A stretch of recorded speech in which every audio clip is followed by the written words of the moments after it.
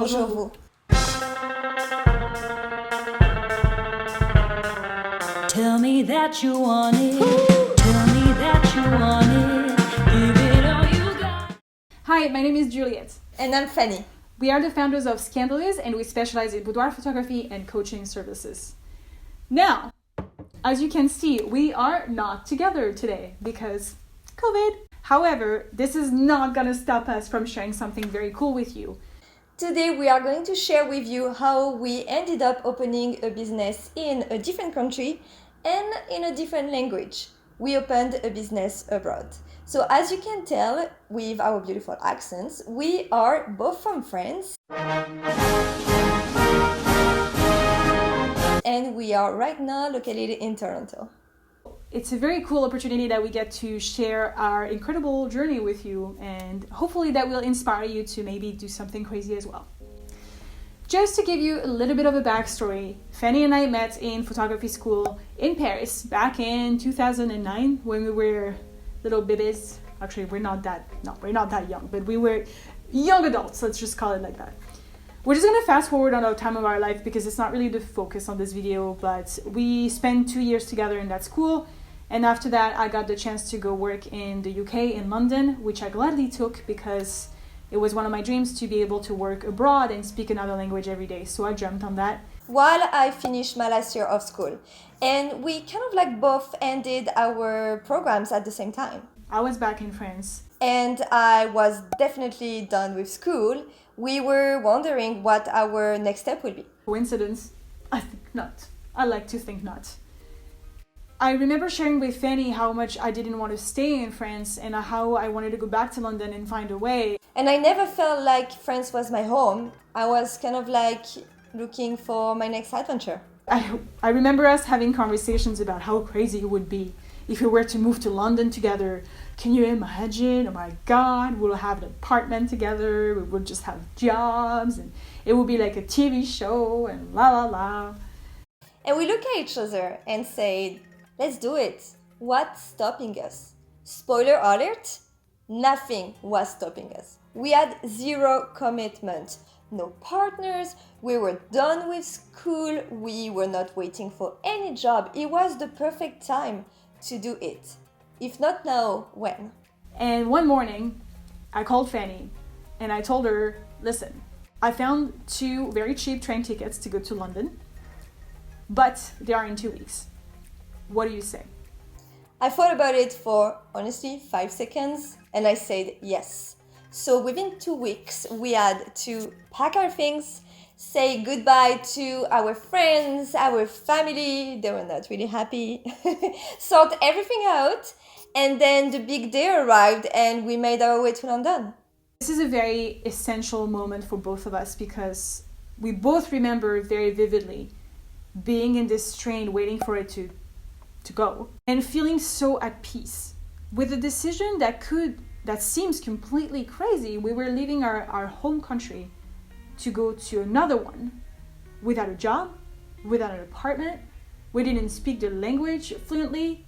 We were taking so many risks, but somehow it felt very natural, not risky at all. And it was crazy for us to feel that way. And this feeling is one of the best feelings you can ever feel. And we really hope that you get the chance to experience it in your own way if you haven't already. So we started our new life in London and we had a ton of fun. It was amazing until Juliette decided to go to live to Toronto because I ended up meeting a Canadian boy and I followed him. He's from here, so I joined him here in Toronto. Meanwhile, I stayed in London for a couple extra months because my plan originally was to go to Australia. But I was missing Juliette so much that I decided to follow her to Toronto and told myself, if I don't like Canada, it's fine. I will go this time to Australia. Well, 6-7 years later, I'm still here. So here we were. We were both in Toronto, both on work permits that were temporary, both in jobs that we had to do in order to stay in the country. We didn't know what was going to happen. We didn't know if we were going to be able to stay. But at that time, it was one day at a time. We always both wanted to open our own businesses. Separately, back in the day, that was the idea. But it was really difficult to make that dream a reality when we didn't know if we could stay or not in Toronto. So we put that idea on the back burner for like a couple of years. But we were still like talking about it. The idea was still coming back. We even talked about the possibility of opening a business together the day we have our permanent residency. And we finally got it. Aww. And finally, we were given this freedom of being able to do whatever the hell we wanted. So we had two options. We could open our businesses separately, or we could combine forces and create a beautiful project together. And we went for that option. Now, this option is not necessarily good for everyone, and it freaks out a lot of people because you are involving a friendship in business. And if you don't have the right person, it could go to shit really quickly. But once again, just like that train in London, it just felt right. It felt right to start a business together. Fanny and I had known each other for years. We were both financially responsible. We were not afraid to talk about money. We had the same core values and a very similar purpose. It would have been a missed opportunity to not do that together. So throwback to 2015, we were at the Toronto Public Library. Our website was ready, our business plan was ready. Just like that, we pressed published, and boom, Scandaleuse Photography was born. Scandaleuse is a boudoir photography business, and we initially started it for the art of boudoir because we found it super cool, very empowering, very beautiful, and we always had been doing it throughout our careers as photographers. We just didn't know it was called boudoir. And then the business evolved into something that we didn't expect. Our client started telling us that their photo shoots was the little push they needed in order to transform their life.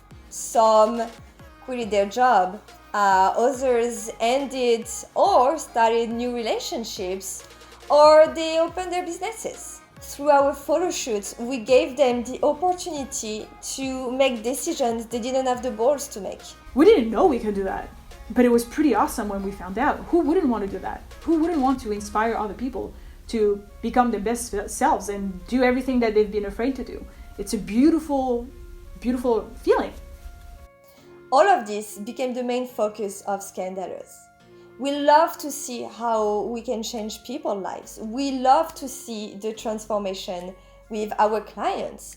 And now we are taking it even deeper by currently building a coaching program with a professional so we can help even more women to build their self-confidence from the ground up.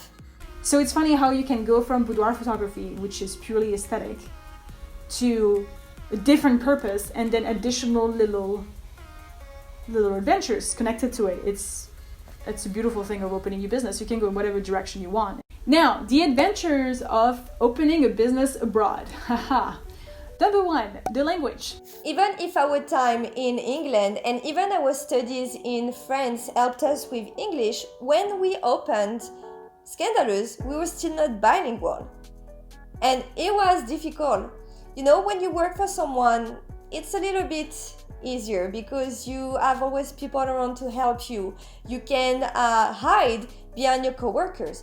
But when you run your own business and then both of the business owners are from France, then it gets trickier.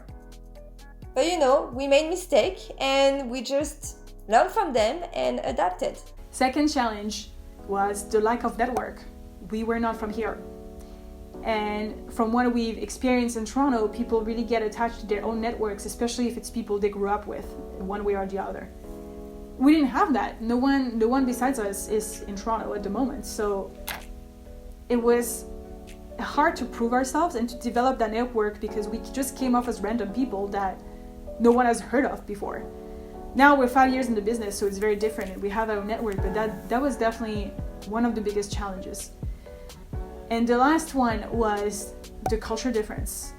Now, on paper, Canada and France, they are not that different. We share the same values around politics and economy, but yet we felt the cultural differences, especially around organizing the business, talking to the clients, or simply creating new projects and collaborations. So for example, the pricing strategy is completely different in France than it is in Canada, and that's super interesting because French people often consider photography or any creative outlet as a hobby, not a career. And in Toronto, in Canada, there's a lot more understanding around this career, which is beautiful. So we thought it was going to be really hard to sell our work, and we underpaid ourselves beautifully at the beginning to find out that we didn't need to. Building collaborations was also pretty challenging for us here. In France, people are very straightforward and they will say no if you ask for something and they don't want to do it, even if they have to hurt your feeling. They don't mind. But here we always felt like, first of all, because people are very nice and they are always here to help you, that they will say yes, even though they don't have the time to do so or they don't want to, which can make things a little bit more complicated. We ended up lifting a lot of the weights and we became very frustrated until we realized, all right, we got to accept this is a culture difference and we have to readjust the way we move forward with those ideas. So those are definitely the three big challenges, and the business has evolved into something so beautiful now, and we are very excited to just keep growing it in this beautiful country. And I guess the moral of the story would be that you could think about ideas that seem crazy in your mind, like, you know, we are living proof of that. Changing countries and opening a business abroad are two ideas that for many people would give them a heart attack. But if it's really what you want to do, you will find very quickly that when you do the first step, it would feel right. If you feel for any project that you want to start that the level of excitement and positive stress is higher than fears or wanting to stay in your comfort zone, then it means you're on the right track. I really hope that hearing our stories allowed you, first of all, to get to know us a bit, but also has inspired you to finally do that thing that you've been dying to do. This is your sign. This is why we're here right now. It's not impossible. If we've done it, you can do it. No doubts. Feel free to share below what you have been dreaming of doing all those years and you haven't yet. And hopefully you will also write that, now I'm ready, I'm just going to take those first steps. If you want to stay in touch with us, you can find us on Instagram, on our website. We are going to put all the links below. We hope to see you there. Bye.